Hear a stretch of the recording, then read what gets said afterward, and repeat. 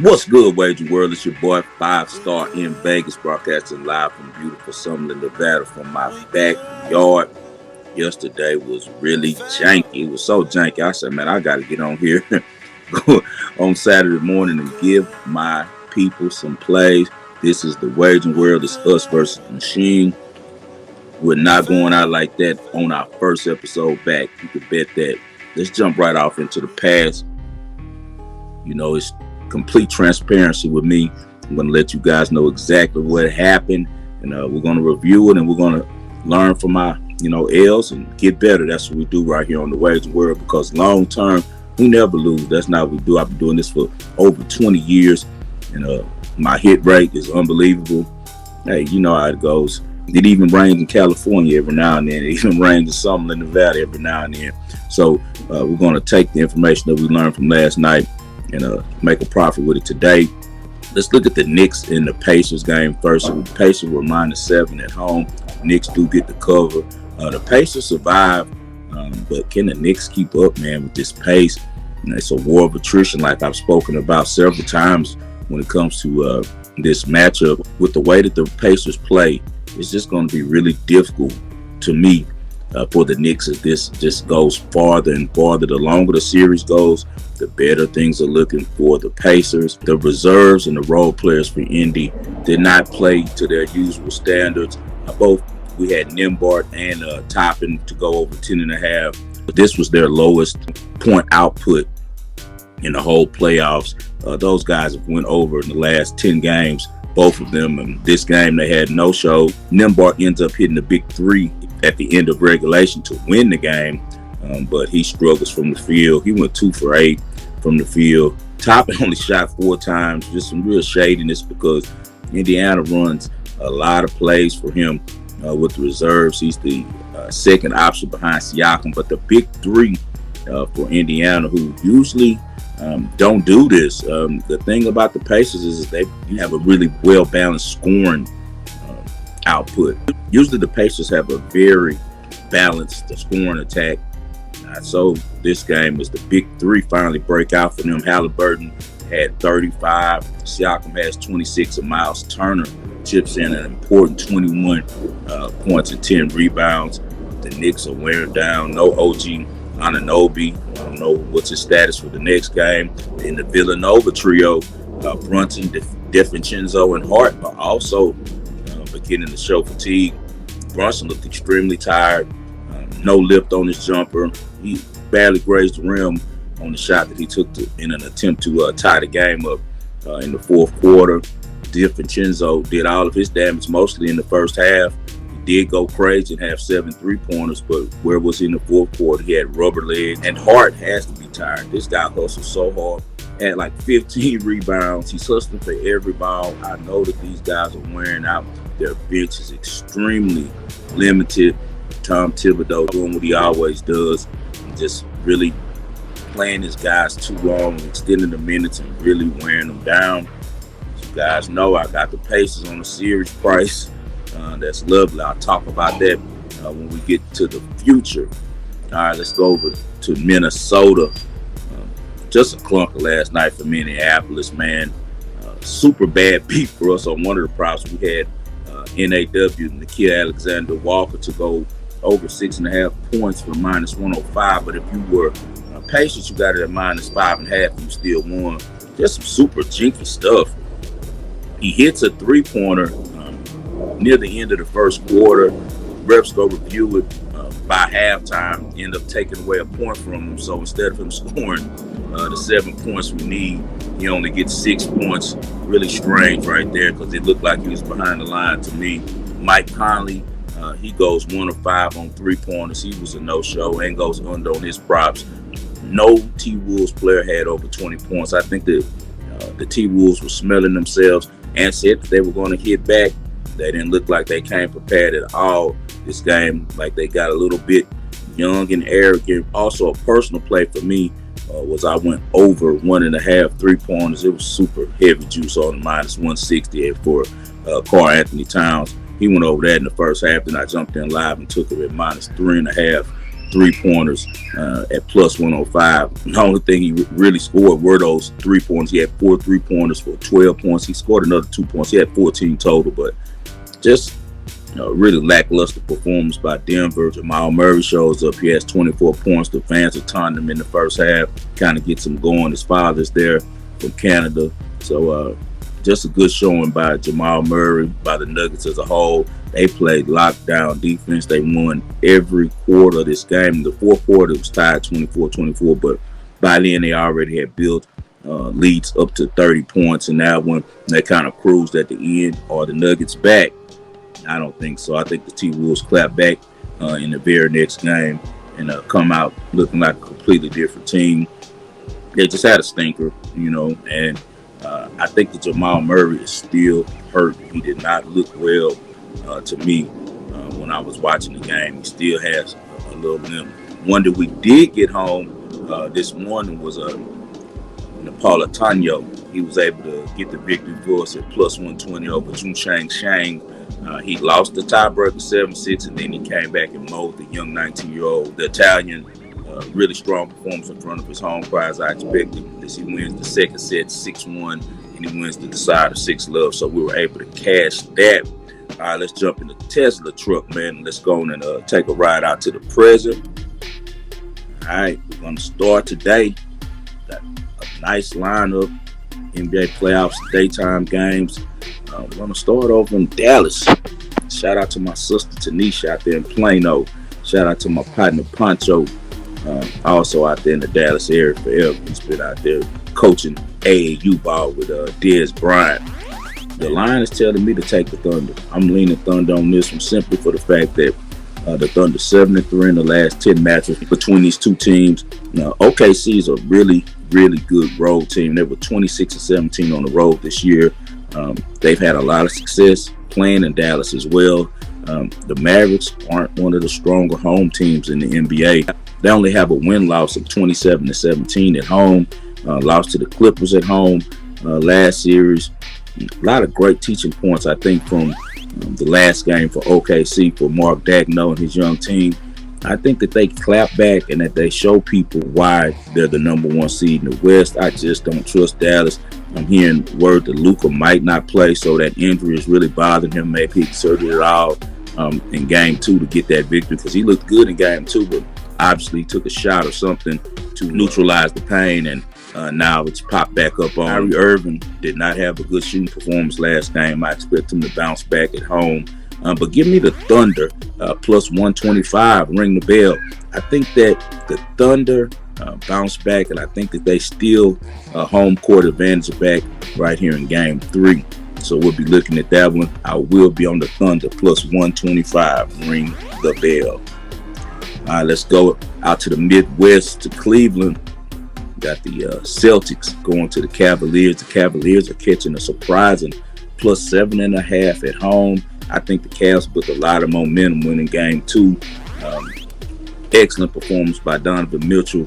Once again, kudos to him for getting that team started early in the first half by allowing his other players, the role players and the reserves, to score, to play along with him, not just hogging the ball. Second half, he took over. Third quarter especially, went crazy. I want to say he scored 16 points in the third quarter.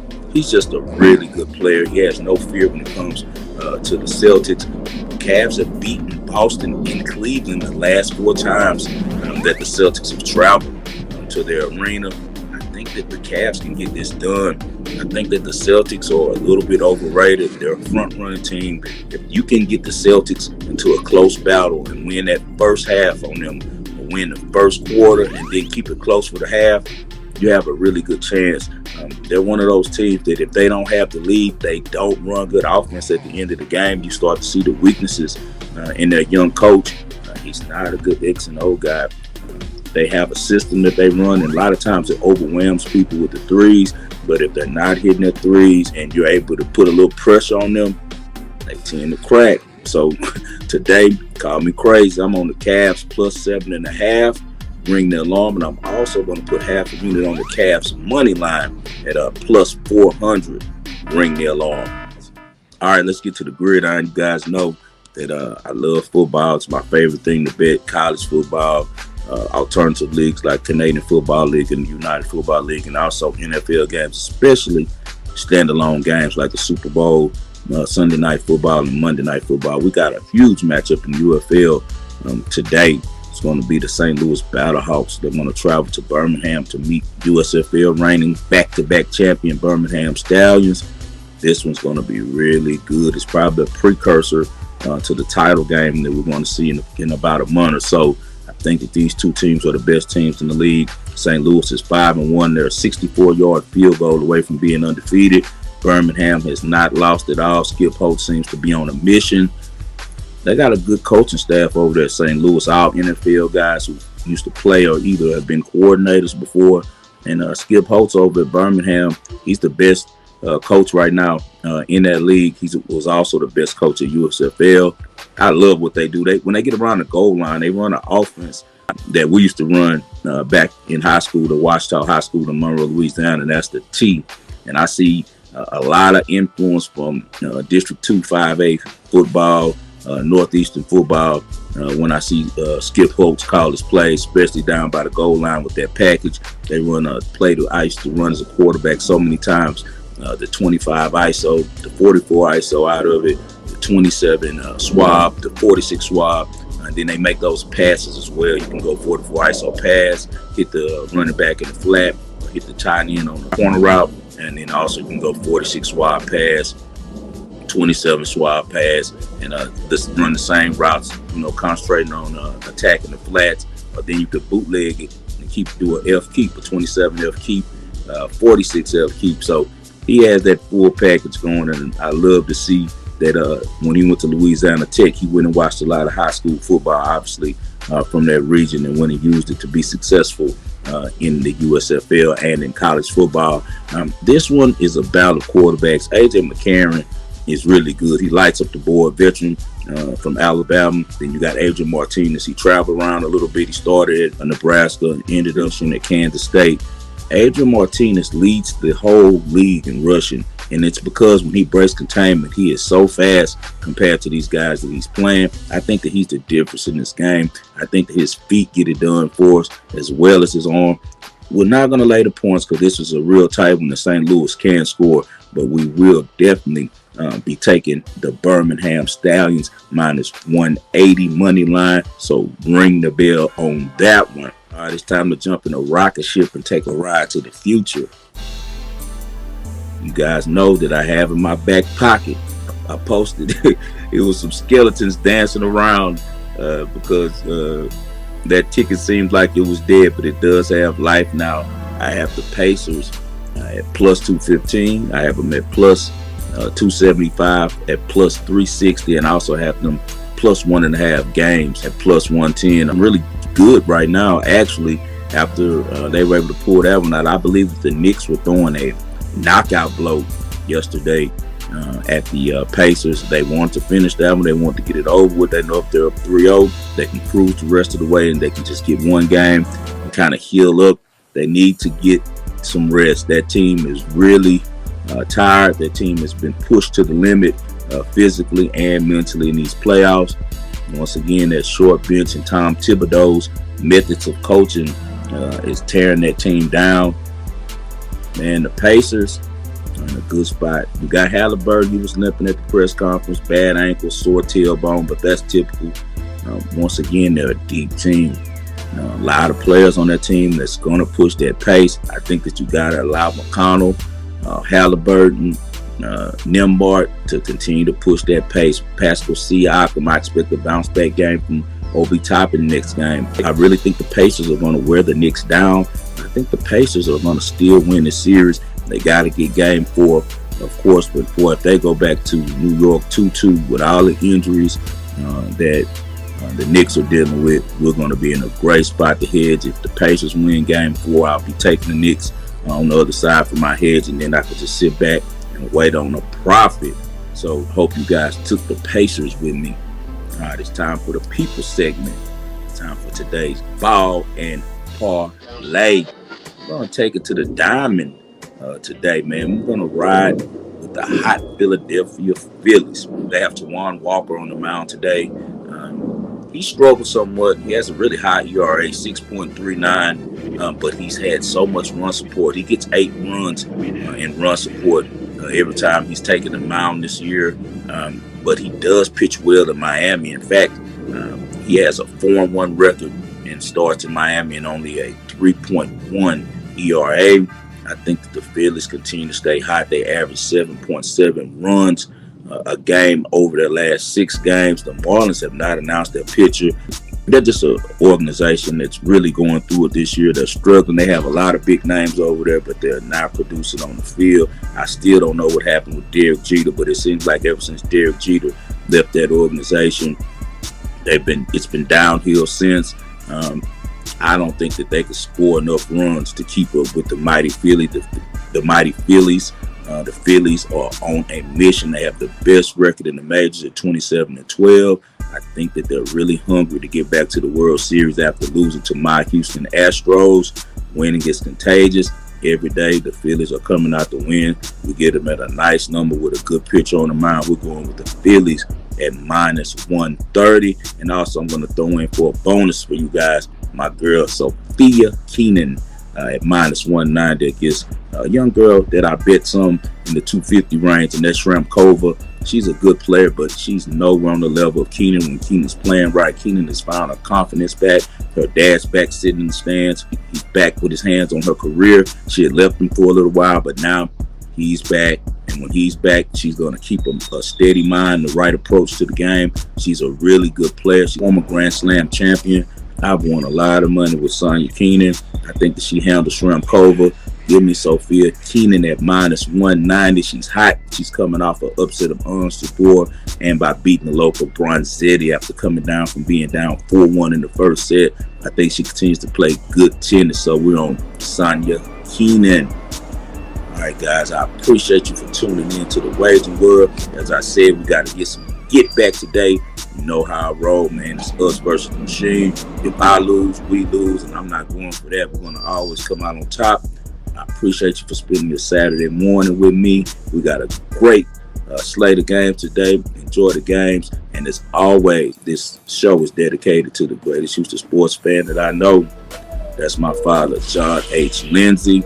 I do this for you, Dad. Follow me at 5-Star in Vegas. Spell out the 5. FIVESTAR in Vegas on X. If you're interested in joining the Supreme Clientele and getting my well plays, these ones that I share with you are always good plays. They're always good leans. I feel strong about them. I'm going to always give you what I play. But the Supreme Clientele, they get the well plays, the 5% plays. If you're interested in that, feel free to DM me. Best of luck to you all. It's us versus the machine. This is the Wagering World.